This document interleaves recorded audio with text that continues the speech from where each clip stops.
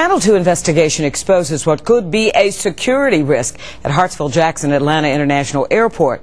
Could someone using fake identification buy plane tickets and board a plane under an assumed name?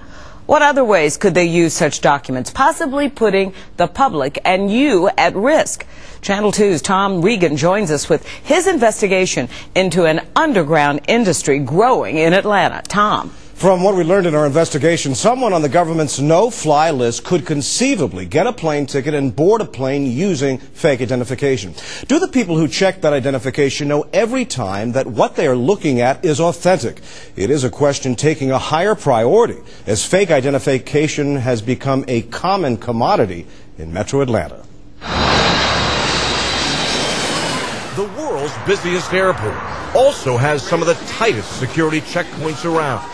But someone holding a real-looking fake identification like this would have no problem buying a plane ticket boarding rows 1, 2, and 3. Or even boarding a flight. One of our producers, who speaks Spanish, obtained this bogus driver's license bearing the name of William Nesbitt, the same name as the former head of Georgia's Department of Homeland Security. 145, Savannah, Georgia, William Nesbitt. On this day, September 11th, he's printing out his reserved seat at one of the airport kiosks. And where do we get the phony identification? Right here on the street. Yo te podría hacer lo tuyo en 200 y este te sale 30 cada uno. Okay. At shopping centers, we bought close to a dozen phony cards, including driver's licenses, social security cards, and green cards. The peddlers guided our producers through the picture-taking process, and within a couple of hours, the documents were in our hands. Fake identification that could be used to get jobs, open bank accounts, and perhaps most disturbing, buy commercial plane tickets. I wished I could say that I was surprised, but I'm not. We know that we've got a problem. Meet the real William Terry Nesbitt, the Major General who now commands the Georgia National Guard. He tells me the high quality of fake documents, like the license we had printed with his name, is a challenge for TSA airport screeners despite their training. I would have a problem distinguishing this from a real driver's license. We didn't attempt to board a plane because that would be against federal law.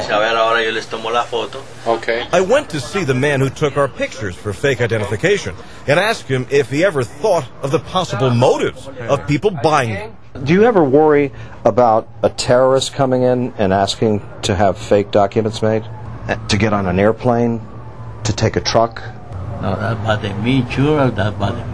Last year, the governor announced a multi-agency task force to combat fake identification. But we found that effort, along with tough penalties, hasn't necessarily discouraged trade. ID peddlers have been working out of this Chamblee shopping center for years, a revolving door operation. It's like arresting the drug dealer on the corner. You take him, and before you've got him booked into jail, there's another dealer on the corner taking his place.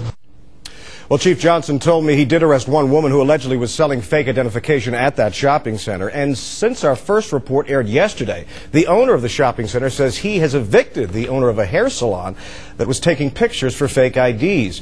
He also says he asked police to do something about the possible illegal activity on his property, but that those requests, in his words, seem to fall on deaf ears. By the way, the TSA says it will soon be giving security agents black lights and magnifying loops so they can more closely inspect identification at airport check-in. One other interesting little footnote, we ran the numbers on the Social Security cards to find out if the numbers had been stolen, but they didn't come back as being real Social Security numbers. But as you can see, these are amazing. They're really well done. They're very authentic. And you do have to wonder why police, either local or maybe beyond the local jurisdiction, aren't cracking down on this. Just not a priority. According to the Chamblee Police Department, they have enough trouble on their hands with violent crimes in the street, robbery. They don't have the resources to fight this.